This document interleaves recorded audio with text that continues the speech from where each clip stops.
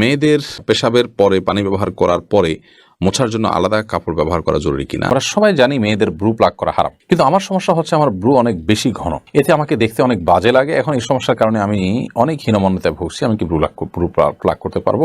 দুই হাতের উপর সিজদা করলে সিজদা আদায় হবে কিনা? শার্টের হাতা এবং প্যান্ট কি গুছিয়ে রেখে সালাত পড়া যাবে? নামাজের সিজদা অবস্থায় যদি পা উঠে যায় তাহলে নামাজের কোনো সমস্যা হবে কিনা? আজানের সময় কিছু খেলে গুনাহ হবে কিনা? বিতরের নামাজ কি কি সূরা দিয়ে পড়তে হয়? ওযু অবস্থায় বাচ্চাদের পেশাব পায়খানা পরিষ্কার করে দিলে কি ওযু নষ্ট হয়ে যাবে? স্বামী সিগারেট খেলে ওয়াইফের করণীয়। কোনো বাচ্চার বিছানায় প্রসাব করলে বিছানার চাদর ওয়াশ করা যায়, কিন্তু জাজিম বা তোশকে পেশাব করলে ধোয়া যায় না, এক্ষেত্রে করণীয় কি? কোরআন কারীম যদি ভুল বশত পায়ে লাগে অথবা নিচে পড়ে যায়, করণীয় কি? নামাজ শেষে জায়নামাজ সালাম করা কি ঠিক? ভাঙা প্লেটে খাওয়া যাবে কিনা? অনেক জায়গায় বসে প্রসাব করার ব্যবস্থা নেই, দাঁড়িয়ে পেশাব করতে হয়, এরকম পরিবেশ আমরা কি করব? শেখ রোকনুজ্জামান লিখেছেন, অনেক জায়গায় বসে প্রস্রাব করার ব্যবস্থা নেই, দাঁড়িয়ে পেশাব করতে হয়, এরকম পরিবেশ আমরা কি করব? যদি কোনো প্রকার ব্যবস্থা না থাকে এবং দাঁড়িয়ে পেশাব করা ছাড়া নিরুপায় থাকেন, তাহলে আপনি অবশ্যই দাঁড়িয়ে পেশাব সেখানে করতে পারেন, যেহেতু আপনি নিরুপায়। কিন্তু নিয়মিত অভ্যাস বাড়ানো সঠিক নয়, কারণ নবী করিম সাল্লাল্লাহু আলাইহি ওয়াসাল্লাম বসেই সবসময় পেশাব করতেন। তবে বিশেষ একবার তিনি দাঁড়িয়ে পেশাব করেছেন এবং সেটি কারণ ছিল এমন একটা জায়গায় তিনি গেছেন যেখানে ময়লা আবর্জনা চতুর্দিকে ফেলেছে মানুষ এবং সেখানে বসার মতো কোনো জায়গা ছিল না, সেজন্য তিনি সেখানে দাঁড়িয়ে পেশাব করেছেন। নাহিদ ইসলাম আপনি লিখেছেন, নামাজ শেষে জায়নামাজ সালাম করা কি ঠিক? না, জায়নামাজ সালাম করার কিছু নেই, সালাম করতে হবে মানুষকে। ডানে বামে সালাম দিচ্ছেন, এরপর কোনো সালাম নাই।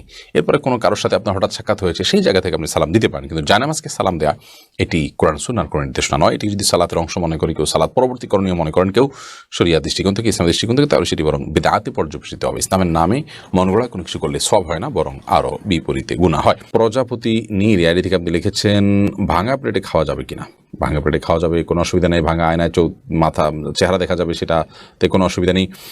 আমরা অনেকে মনে করি ভাঙা প্লেটে খাওয়া যাবে না, ভাঙা আয়নায় চেহারা দেখা যাবে না, এটা নিছকই আমাদের সামাজিক কুসংস্কার।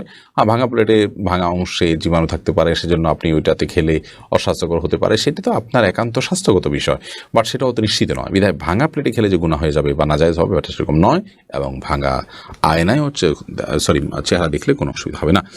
রাসেল ভুঁইয়া আপনি লিখেছেন, কোনো বাচ্চার বিছানায় প্রসাব করলে বিছানার চাদর ওয়াশ করা যায়, কিন্তু জাজিম বা তোশকে পেশাব করলে ধোয়া যায় না, এক্ষেত্রে করণীয় কি? যেই সব দ্রব্য, যে সমস্ত জিনিসপত্র, আসবাব ইত্যাদি, এগুলোতে পেশাব লাগার পর সেটি পরিষ্কার করার কোনো বই নেই, সেটা রোদ ইত্যাদি দিয়ে ওটা আলামত দূর করে ফেলতে হবে। এত বেশি রোদ দিতে হবে, এত বেশি আপনার সেটার দুর্গন্ধ দূরের উদ্যোগ করতে হবে যে সেটাতে নাপাকের কোনো আলামত বা নামলেশ নেই, তো এর মাধ্যমে সেটি পাক হয়ে যাবে। বিশেষ করে ফ্লোর, ওয়াল, গাছ, এই টাইপের অনেক কিছুই আছে যেগুলোকে ওইভাবে আসলে ধোয়া সম্ভব হয় না, তো সেগুলোতে নাপাকের আলামত যেটি আছে সেটি দূর হয়ে গেলেই সেটি ব্যবহার করা যাবে। এমনি মুস্তাফিজুর রহমান আপনি লিখেছেন, কোরআন কারীম যদি ভুল বশত পায়ে লাগে অথবা নিচে পড়ে যায়, করণীয় কি? ভুল বশত পায়ে লাগলে অথবা নিচে পড়ে গেলে আল্লাহর কাছে মাপ চাইতে হবে, যদি এটা অনিচ্ছাকৃত, তারপরে মাপ চেয়ে নিতে হবে, এবং সেই সাথে ভবিষ্যতের জন্য এরকমটি না হয় সেজন্য সাবধানতা অবলম্বন করতে হবে।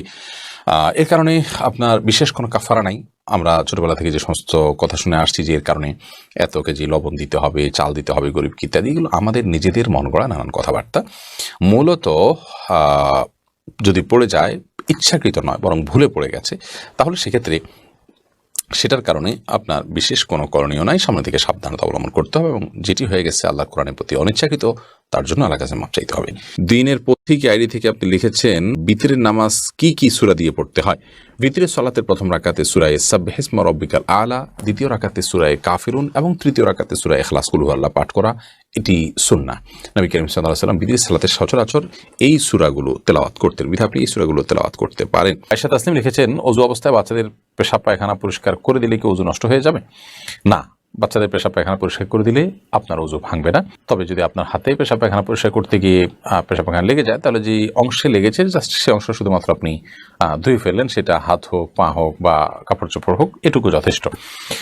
বাচ্চা পেপারস পরিবর্তন করলেন বা তার পেশাব পায়খানা থেকে তাকে পরিচ্ছন্ন করে দিলেন, এর কারণে আপনার ওযু ভঙ্গ হবে না, জাস্ট নাপাক লেগে গেলে সে অংশটা ধুয়ে ফেললে হবে। আহমেদ আপনি লিখেছেন, নামাজের সিজদা অবস্থায় যদি পা উঠে যায় তাহলে নামাজের কোনো সমস্যা হবে কিনা? সিজদা অবস্থায় যদি পা সামান্য উঠে আবার আপনি জায়গায় নিয়ে গেছেন, কোনো অসুবিধা হবে না। আর যদি পুরো সিজদা জুড়ে উঠে থাকে তাহলে আপনার নামাজ হবে না, কারণ নবী করিম সাল্লাল্লাহু আলাইহি ওয়াসাল্লাম বলেছেন, আমি উমিরতু আন আসজুদা আলা সাবআতি আযমিন, 7টি অঙ্গের উপরে, 7টি হাড্ডির উপরে, শক্ত অঙ্গের উপরে আমাকে সিজদা করতে নির্দেশ করা হয়েছে। তার মধ্যে কপাল আর নাক, 2 হাত, 2 হাঁটু এবং 2 পায়ের যে আঙ্গুলগুলো সেগুলো। অতএব এগুলোর কোনো একটা ধরে যদি আপনার এই 7টা অঙ্গের কোনো একটি যদি সরে যায় সামান্য সময়ের জন্য অসুবিধা নেই, আবার তিনি জায়গা নিয়ে গেছেন। কিন্তু যদি পুরো সালাত জুড়ে, পুরো রাকাত জুড়ে, সিজদা জুড়ে তার এটা যদি পৃথক থাকে, তাহলে সেক্ষেত্রে সেটি জায়েজ হবে না এবং সে নামাজ হবে না, কারণ এটা ওয়াজিব এই 7টা অঙ্গের উপরে সিজদা করা।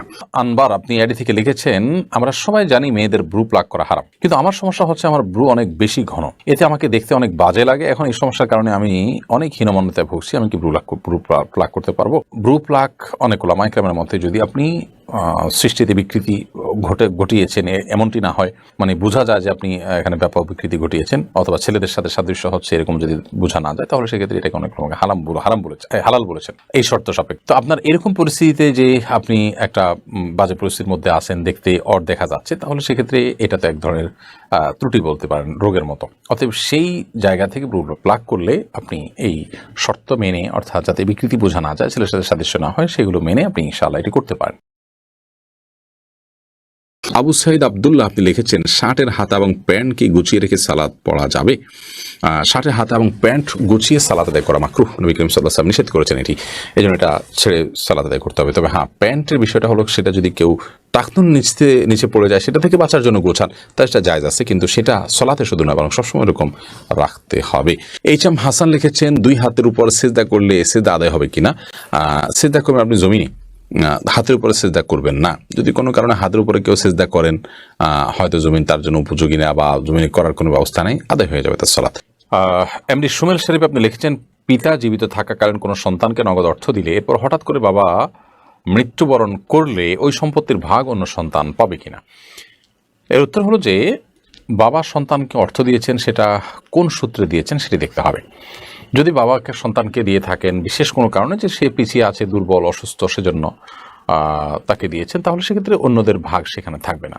আর যদি বাবা কোনো সন্তানকে দিয়েছেন অন্যদেরকেও দিবেন, এরকম ব্যাপার স্যাপার থাকে, বা শরিয়া যে সন্তানদেরকে জীবদ্দশায় উপহার দিলে সেক্ষেত্রে সমতা বজায় রাখতে বলেছে, বাবা সেটা লঙ্ঘন করেছেন, এমন হয়, তাহলে সেক্ষেত্রে অবশ্যই সেখানে অন্যদের ভাগ থাকবে। তাহলে বিষয়টা হলো যে, বাবা যদি সন্তান দুর্বল, আর্থিকভাবে পিছিয়ে আছে, কিংবা সে সৎ নেককারের জন্য পুরস্কার স্বরূপ তাকে দিয়েছে, এরকম কোনো স্পেশাল কারণে দিয়ে থাকলে সেটাতে অন্য কারোর অধিকার থাকে না। রাইসানি আপনি লিখেছেন, আজানের সময় কিছু খেলে গুনাহ হবে কিনা?